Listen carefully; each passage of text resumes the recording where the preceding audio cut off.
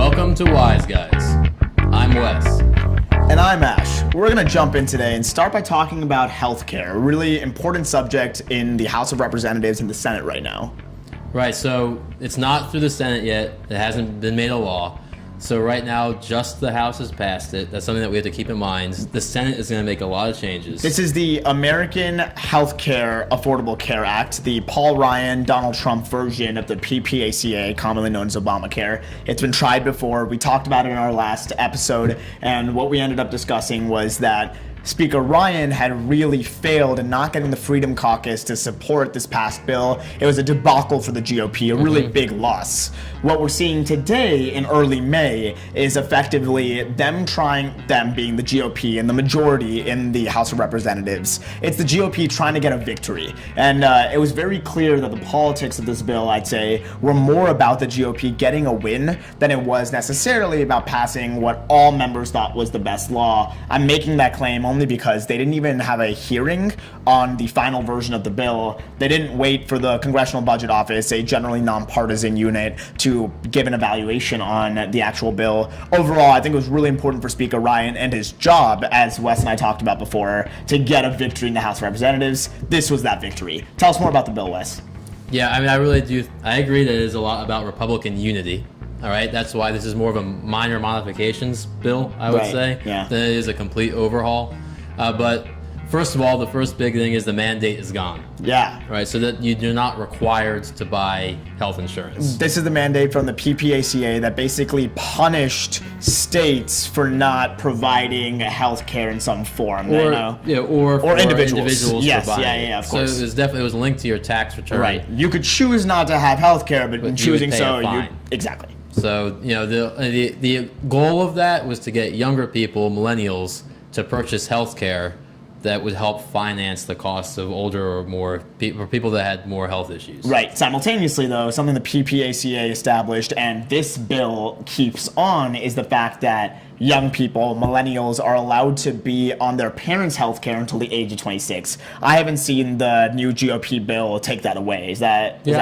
That's not really core, I think, to healthcare reform. Right. But I think for millennials, it's actually huge. I know being under the age of 26, that matters a lot to me, right? Is being able to be on my parents' healthcare. If your employer's healthcare is not better than your parents', it's pretty good to have that backup option. Yeah.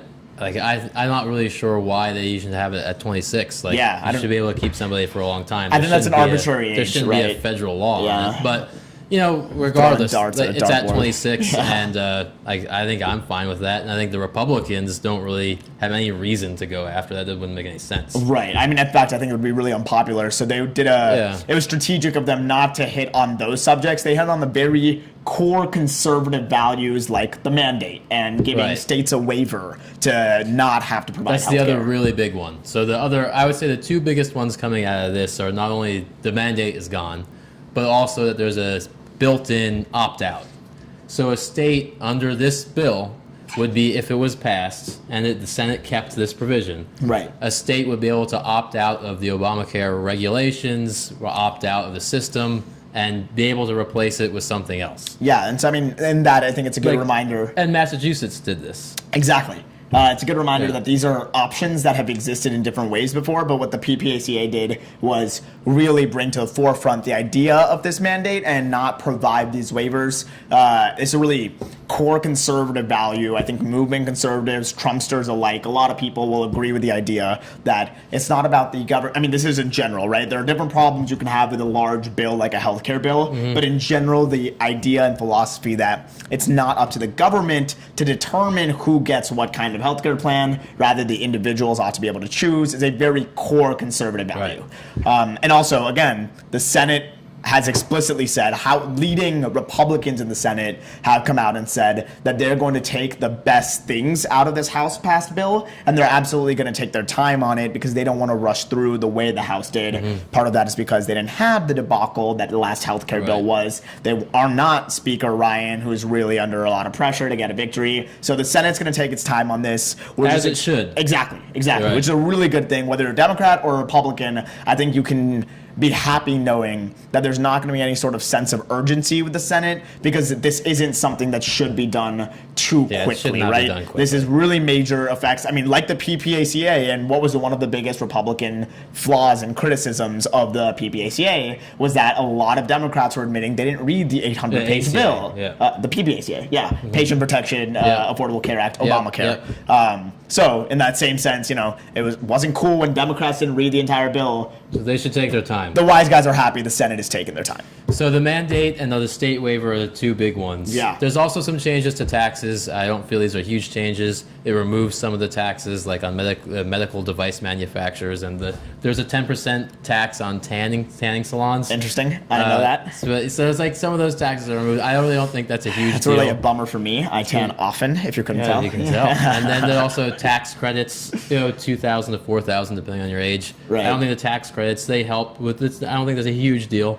I think the core of this I was going to debate- say, what's the criticism on pre-existing conditions? What's happening there? Because the so left is very upset core, about that. The core of the debate. So I think the mandate and the state waiver are pretty core Republican positions. I think they're probably unlikely to move on those. Now, the core of the debate Logical. is really going to be not only the pre-existing conditions, but Medicaid expansion.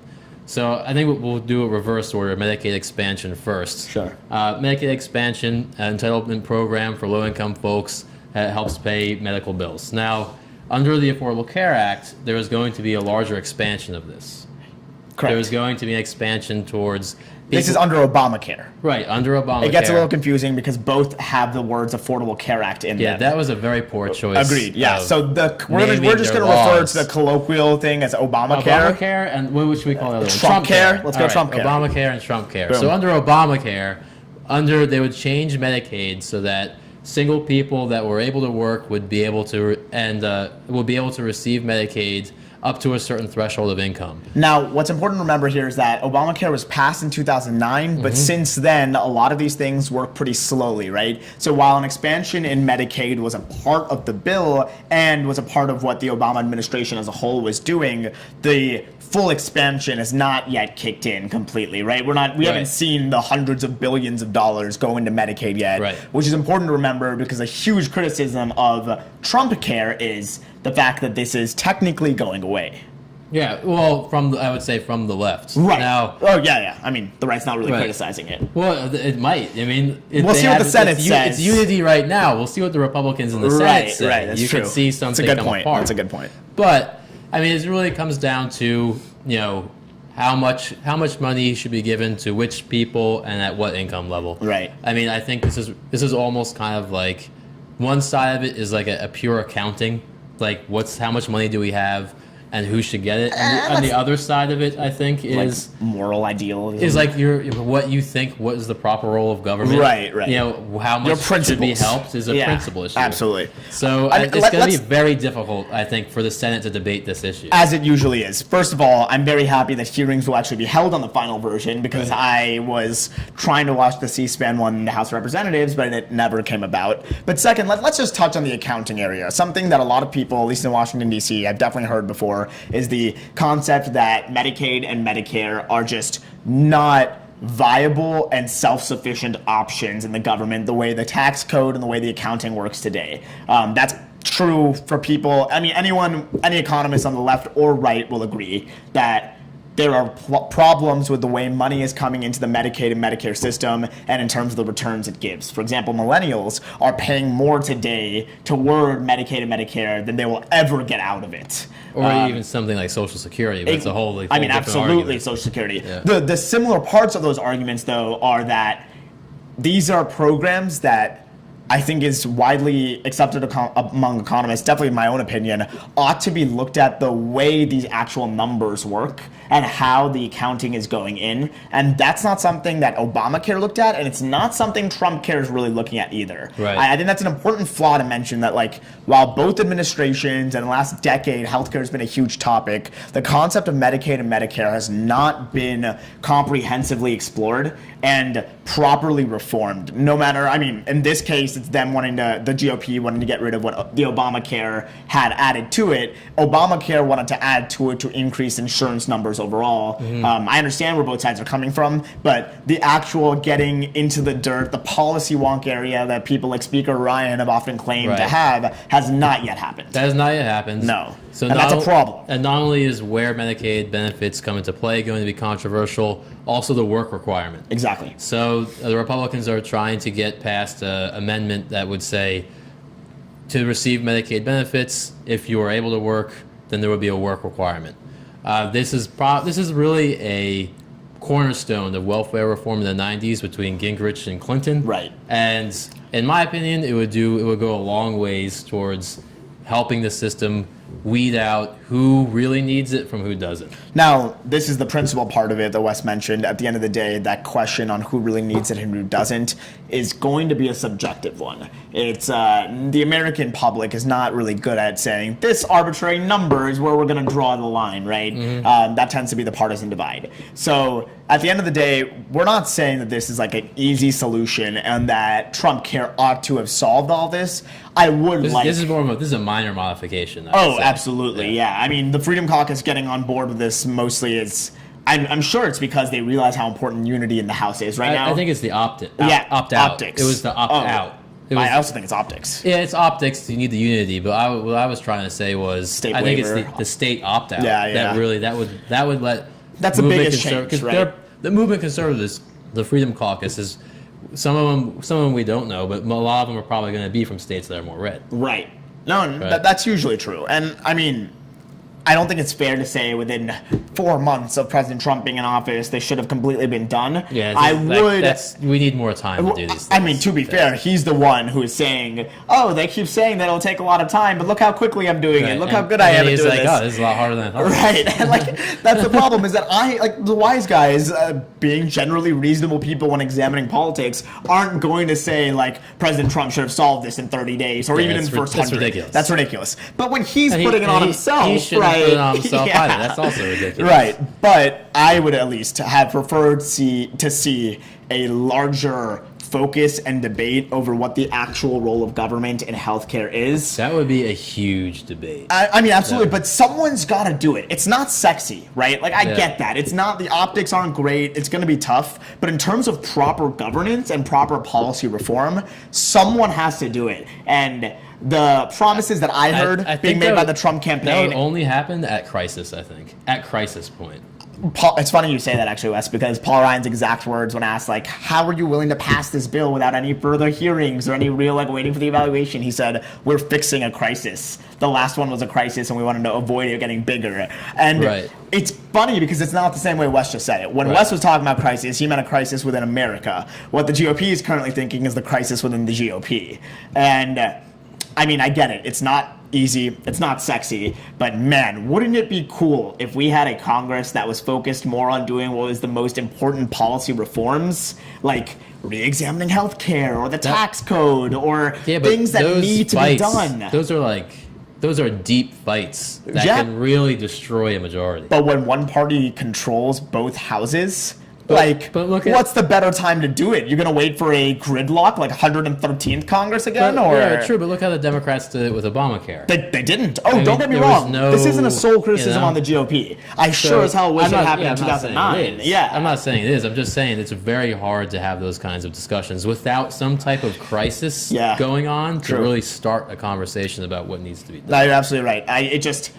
Maybe there's a part of me, and I'm sure movement conservatives everywhere. I agree with but the Donald Trump presidency, being outside the swamp, getting in there to actually do what's necessary. It's more of a Trumpster thing, I think. Well, I'm sure there are Trumpsters everywhere that are a little bit bummed, maybe. I'm not really sure what Trumpsters are thinking, which seems to be the theme of the last year. Yeah, right. But he got some things for him. He did. One thing we haven't talked about yet, though, is pre-existing conditions. Absolutely, yeah. So, with me, so first of all, this bill, pre-existing conditions, it keeps it. All right. Now, I would say the only loophole, people are talking about a loophole and it doesn't cover pre-existing conditions, that would be if a state decided to opt out of the entire Obamacare, Trump care system. All right. In that case, yeah, of course, then nothing applies, and they make their own system. Right. But as it stands right now, pre-existing conditions are in. However, I have to say, I think that this is a really terrible idea because pre-existing conditions, if you're saying that insurance companies have to cover pre-existing conditions, then it's not insurance. Then you just wait till you have a catastrophe and then you go to the insurance company and say they have to cover you. And what that's going to do is that's going to destroy the insurance company. So at what point, who decides what conditions are too, burdensome for an insurance company to take? Are you saying each company should decide themselves? Right now, the government and insurance companies do it together. But you seem to have a problem. You don't like that. Yeah, I think it's a terrible system. I think the insurance company... What's a better one? I think the insurance company itself decides 100%. Without any of this regulation and without any of the huge complex web of rules that make it so that only a few big insurance companies that do their job terribly are the only people you can choose between. And your argument is that if this were to happen properly, then even the people with lots of pre-existing conditions would create a market that some new insurance company could be created to solve, right? I would say, I would no, I don't think so. No? I think if there is a pre-existing condition, there is a catastrophe, then I think that's a proper role for government to come in with a high-risk pool and to take care of people that might have that don't have insurance and there is a catastrophe. I think that's an extremely legitimate role of government. Correct me if I'm wrong. In the current new Trump Care bill that was passed in the House, there are millions set aside for a high-risk pool, even in these states that have waivers. Mm-hmm. Are they not effectively doing what you just described? No, I think that they are going to have these high-risk pools. I think that's going to work. The problem is the rest of the healthcare system is unreformed, so the cost of covering the people in the high-risk pools is going to be astronomical. If the rest of the healthcare system was, I think, run by a free market properly, and companies could make choices, and then we could decide who we wanted instead of having it separated by this is the plan you have to buy, and you can only buy a Virginia plan or a DC plan, the cost would come down, and then it would be easier to cover the people that need it the most. Wes's ideal plan, or the way he just described it, makes a lot of sense, but, and I think what you can agree to, Wes, is that in order for it to fully work, there would be a period of time in the middle where the transitionary period, which could be a decade or more, where these companies would need to be able to expand their coverage to extend all these different areas. People would need to be able to have these different options that you're talking about. Because I absolutely agree. In theory, if we allowed the free market to exist and work the way it should, what Wes describes would be ideal. The problem becomes when it's a 15, 20-year transitionary period and a large number of people, maybe with pre-existing conditions, maybe with some other problems, would not be able to get coverage or be able to afford coverage. I think that's the left's argument in general, and you can see that. Yeah. It's just a question of maybe taking the pain for a properly reformed system. Yeah, I think what you do is you take Medicare, Medicaid, current Obamacare health plans that are bought in the state and exchanges, and you say you guarantee those to the government. Those aren't going anywhere if you're on it right now. If you like your health insurance, you can keep your health insurance, right? Right. So then the only people we're talking about are the people that buy it on the private market, which is basically everybody that buys it through an employer. Yeah. All right. So those people who are fine right now, what you would say is you would expose the insurance companies to competition. So those people's choices would get better. Again, though, for that competition to properly exist, it'll take time.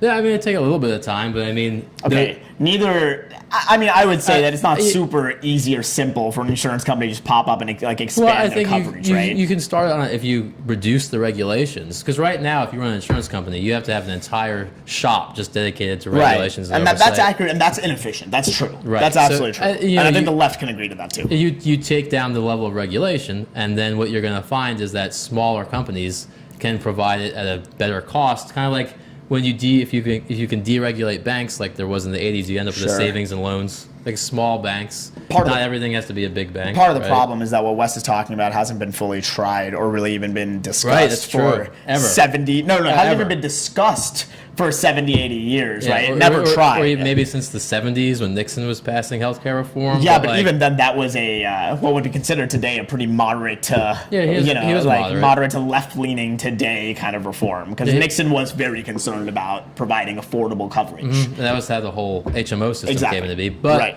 putting all of that aside, we have actually never had a private market health insurance. That's the thing. Wes is bringing up really interesting points, and I mean, we can debate them, and maybe one day we will have an episode dedicated to that conversation. But what would be really cool is if the policymakers in our country were debating this. Because he's not the first person to think of this, right? He is absolutely one of the few actually willing to articulate it and properly discuss it, but our policymakers are not. And that's the biggest problem with healthcare today, is that even this reform is not a full reform. Maybe maybe that's what the Senate's waiting on, right? And maybe they are behind closed doors, but it's definitely not in the messaging, which makes everything just confusing. Absolutely. And if they are behind closed doors, I mean, the House of Representatives has over 400 people. Yeah. If they are behind closed doors, where the hell was that with this passage of Trump Care, right? I mean, I get it. Optics, other bills you need to think about. I understand the politics behind it, but if we're really talking about serious healthcare reform, that discussion and that debate of what you're talking about needs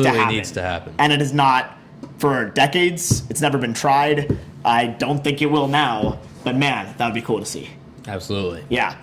So healthcare is just another example of how even in a Congress where both houses, the House of Representatives and the Senate are controlled by the same party, it feels like the partisan gridlock never disappeared. And that's really interesting. That divisiveness that seems to have spelled out the beginning of President Trump's first term currently. So that's particularly interesting. And I think that divisiveness is definitely viewable in a lot of other places in other domestic politics issues.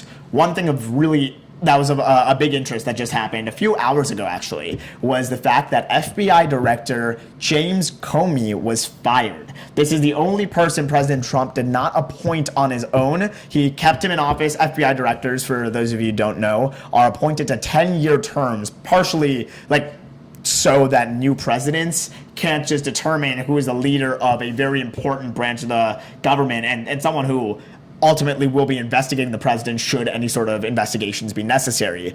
Why President Trump firing James Comey is really interesting is because Comey has been, I think infamous now and will be immortalized for this. He's kind of a very, very controversial independent, if you will, in office because the left doesn't love him since in the 11th hour he talked about how a Clinton aide Huma Abedin, her emails to her former husband now, Anthony Weiner. Anthony Weiner was under investigation. Huma Abedin had emails from the Clinton campaign that because they were investigating Anthony Weiner, they were able to look into those emails. Somehow those emails got backed up on Anthony Weiner's equipment. And the biggest thing is that, and this came out earlier today too, is that Comey admitted to having overstated the role that the Clinton campaign and the emails played in his investigation because ultimately the investigation had nothing to do with Clinton herself, but the way that a hearing, 10 days before the election, I want to say, maybe 15 days before the election, the way that a hearing that the FBI director was testifying at went was him effectively saying, we're investigating Hillary Clinton, which, he didn't say those words, right? But that was the general message, and that's inaccurate. Candidate Clinton and her husband, President Clinton, have come out of the way to, really blame Comey and the FBI and the Russians for being the reasons that the Clintons lost. As an aside, that Clinton blame thing, you saw that was just was not pretty, but that's not what we're talking about. Right. We're talking about Comey, and he since then has now been involved in an investigation into candidate Trump's campaign. So not President Trump, not directly investigating President Trump, but investigating several people that are very close to President Trump and his campaign and were leaders in his campaign and their ties to Russia. So James Comey has been a very controversial figure on both the right and the left. And he was fired today, which is really interesting because he's the second ever FBI director to be fired. Do you know the first? I don't know the other one. President Clinton actually fired the first FBI director ever, and this was FBI Director Sessions. And he was fired after a 6-month investigation into so many ethical conflicts that he had, including a misuse of public funds, that it was kind of like, why did President Clinton not fire him 4 months in was the bigger controversy. So Comey's not in good company, is what No, you're he's saying. not, Which I don't think it's quite the same thing. No, of course not. What I would say for the Comey thing is I'm just completely confused by it. I think the type of investigations they're running on both sides, Hillary's side and Trump's side, are confused.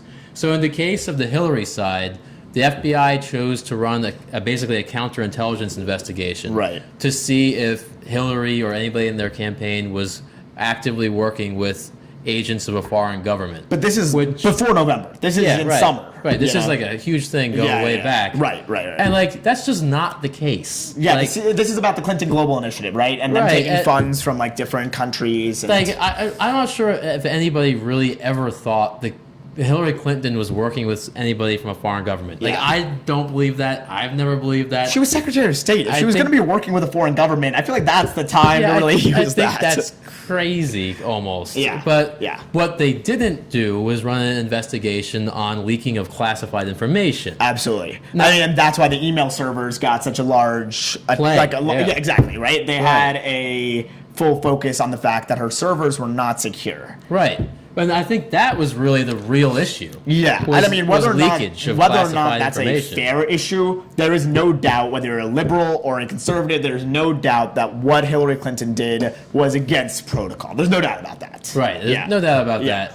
I mean, if anybody had done it that wasn't Hillary Clinton, you would probably be in jail. Yeah, I mean, there would have been a lot more focus on the illegal aspects. Classified information was on Anthony Weiner's computer. Right. How the heck it got It wasn't there. his emails. It wasn't to him. It was backed up because of his wife. Yeah, it was like forwarded and backed up. I mean, Anthony Weiner and his wife, there's a lot going on there too. We don't even need to get into that. Right, exactly. That's crazy. Right. But anyway, so the wrong type of investigation was run. Now, on the other side, we have on the Trump side, there's an investigation of collusion between the Trump campaign and the Russians.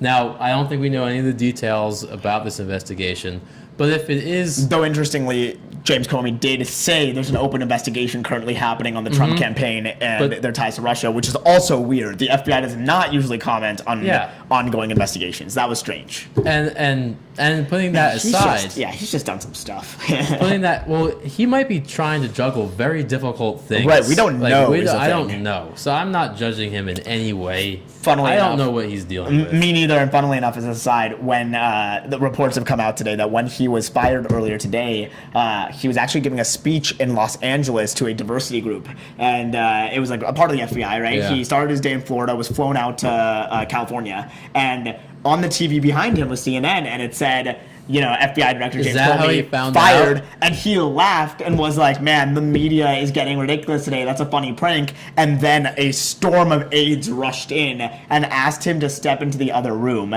He stepped into the other room where he found out that he had actually been fired. The White House sent him sent him a letter 6 hours later or something like that. Several hours later, the FBI office is like six blocks away. That wasn't well handled. No, but... The media knew before James Comey did that he was no longer FBI director. So something might have got leaked. It's a brutal way to be fired. That's extremely brutal. Yeah. So again, with this collusion, like I just think the collusion between the Russians and the Trump campaign, it just seems crazy to me. Like we'd have to look at it, but it's not really. I wouldn't say it's that. I would say you have to really look at money. I don't think there was probably collusion between them, but improper payments maybe. Especially with the Flynn thing. I mean, we know for a fact Michael Flynn did not properly disclose all his dealings with foreign governments, including Russia, Ukraine, and others. We know that for a fact now. Similarly, we found out recently that President Obama actually warned President Trump about hiring Michael Flynn as his national security advisor because there had already begun the investigation into Michael Flynn. However, as an aside, which is extremely strange because Michael Flynn is a career intelligence officer. Right.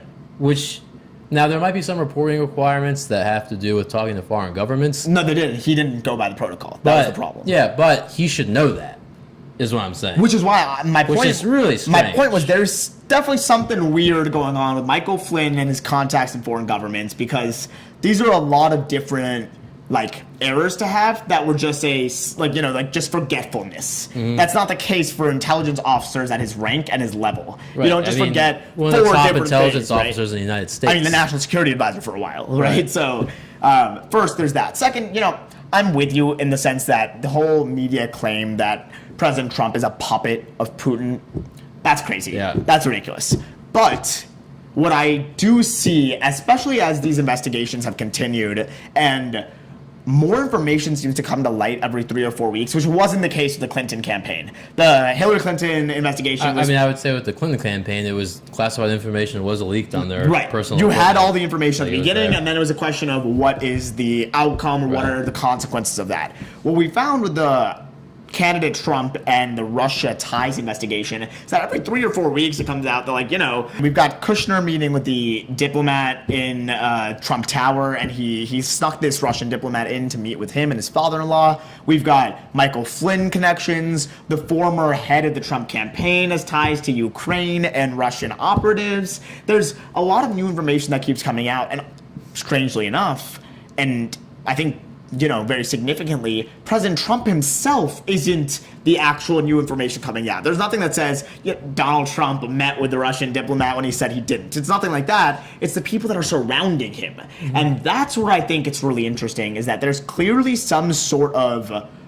whether or not it's legal or illegal, there was some sort of communication between Russians and the Trump campaign that they just didn't disclose properly. I don't know, there's one thing to be said that it could have just been totally above the radar and nothing weird could have happened.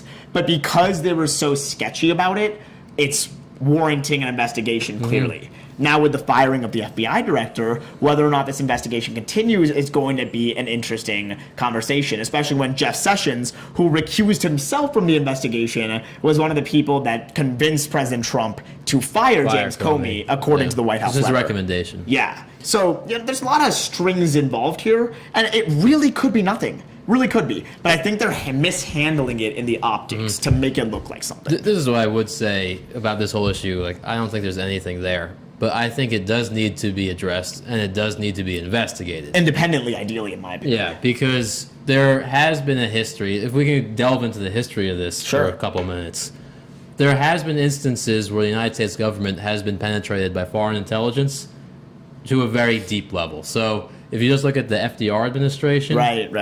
During World War II, a lot of people very close to President FDR, like Harry Hopkins, Harry Dexter White, were actually committed.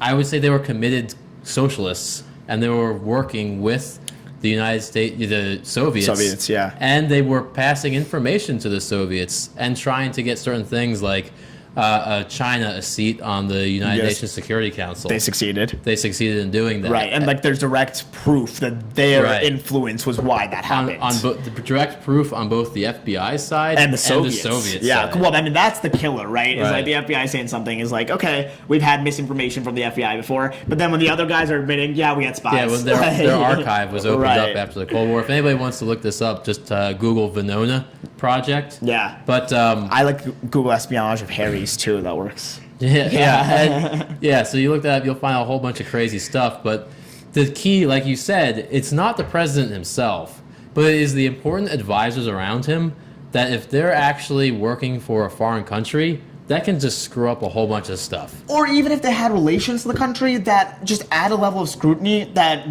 they wanted to avoid, so they never mentioned it, but now they're coming out in a different way, that really hurts the president. It does. I mean, I would say you meet with a whole lot of people, especially in transitions and especially on campaigns. It is strange, though, that the only one not listed on any official documents. But I'm not sure if that's true. I mean, we don't. That's all we know of. That's true. Right. Yeah. When we don't know. I'm sure maybe he met with the Georgian Georgian ambassador, right? And we didn't know that. Yeah, that's true. But I would say 100% like this. They do need to investigate this. Yeah, they need to make sure. And independently, because at this point we've got the Attorney General having to recuse himself, then the FBI director being removed and fired from office. Like enough people who were involved in the investigation. Devin Nunes had to recuse himself too. He's the head of the House.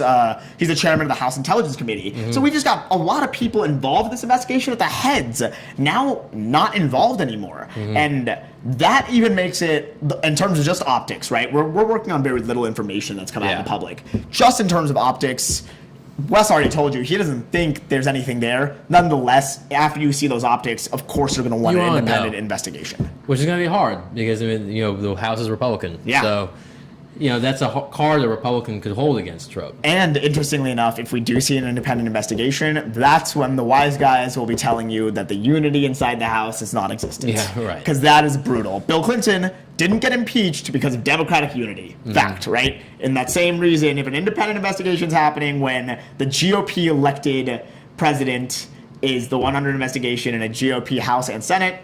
It's not There's looking going to be good. some fracturing. Right. I don't think there's a lot more that we can cover with the Comey firing other than to note this is very poor timing on the White House's part, in my opinion. After he testified in front of Congress, after this investigation's really beginning to unfold little by little, and it's in the thick of things. Right. It's almost unprecedented. Like I mentioned, this is the second FBI director ever to be fired. He was the only person not appointed by President Trump. So, Democrats, in my opinion, have definitely jumped on some level of conspiracy theories and trying to blame everything on President Trump or be very upset about things. But this is a very legitimate thing to demand an independent investigation on, especially when the FBI director who was leading the investigation is fired pretty suddenly, I would say. Mm-hmm. President Suddenly Trump, for him. Yeah, right, exactly. He didn't even know. Because President Trump has come out and said he did a good job because President Trump was happy about the way he handled Clinton. Though also the right was unhappy that he recommended there be no charges against candidate Clinton. Right. So this guy had a lot of beef on both ends, I'd say. Yeah, he was just in a bad position. Yeah, still unprecedented. Still pretty crazy. It's just a terrible position. Almost no political power behind him either way. Right. Like his power came from his position of authority, He's a right? bureaucrat. Right, yeah. He's as goes the seat, as goes the man. Right. So, I think we've covered two pretty big topics here, healthcare and then the FBI/Russian investigation. Mm-hmm. And I think that the way these impacts millennials and what you're not really hearing about, healthcare, I think has a big impact on millennials. Yeah, really quick, I would say with healthcare, just lifting the mandate, because generally we need less healthcare than older people. Yeah, and we're younger, right? We don't want to pay for older people's medical care. Ideally, No, I in the ideal cannot world. afford that, let alone my current bills. So the repealing of the mandate, I would say, is big for us. I would also say tax credits, $2,000 for people our age to buy health insurance. Yeah, that could help. Absolutely. But I don't think the Comey stuff, I don't know, that doesn't really affect. It's more of a national issue. It is a national issue. There's no direct millennial link, other than to say, though, I think this is an example of something the wise guys have touched upon before, which is the way politics works right now and the way the generations above us have been really working politics is almost more prone to divisiveness in a way that it's clear millennials are following and also not following, right? Yeah. Like it's ludicrous to say. I'm sick of it. Yeah. I think unity, from anyone, right? Absolutely. That's the way we're supposed to be. I'm sick of the Democrat-Republican divide. Especially because we're living in a world where, France just had a massive presidential election. South Korea just elected a president who is now very pro-North Korea, or at least peace with North Korea. Yeah. His parents are North Korean. China's aggression is still a thing. The Trump administration Russia's still a thing. Oh, clearly, right? So, there are problems that which we are very ISIS. involved in. President Trump just today as well. Okay, first of all, it just seems when it rains, it pours, clearly. Yeah. But President Trump again today reaffirmed that the United States will be arming Kurds in Iraq and will be putting more troops in Afghanistan. Considering, right, the troops haven't been considering officially... a few thousand more troops in Afghanistan. But the strategy it's starting to take shape. The strategy is to win.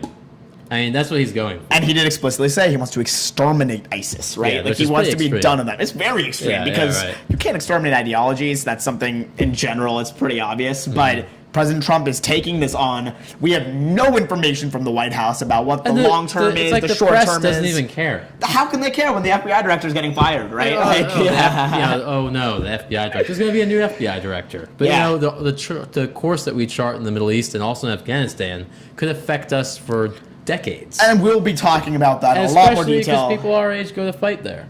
Exactly, right? So we'll be exploring the Middle East and the way that we're doing our foreign policy and military engagement in a lot more detail. But overall, I think what's clear is that millennials have a certain responsibility or an obligation, in my mind, to try and step away from this whole idea of not only the divisiveness of politics today in America, but also the fake news aspect. Right. And it seems silly to say this because a lot of the fake news is shared by millennials. Right. Because social media is the number one propagator of fake news. It's a facilitator is what it is.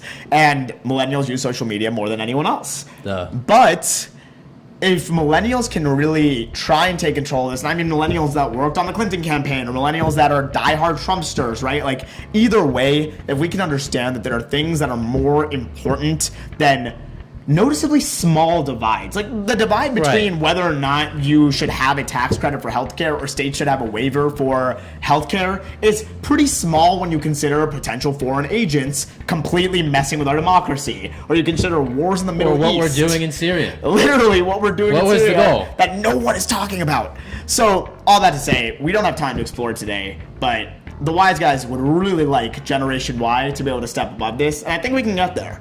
It'll take some time, obviously, but as more of us enter office, more of us enter influential positions in policy, move business. into the workforce as we start to take over the reins, because we're the largest generation now. Little by little, we're going to need more of Generation Y to unify this country. This is Wise Guys signing out.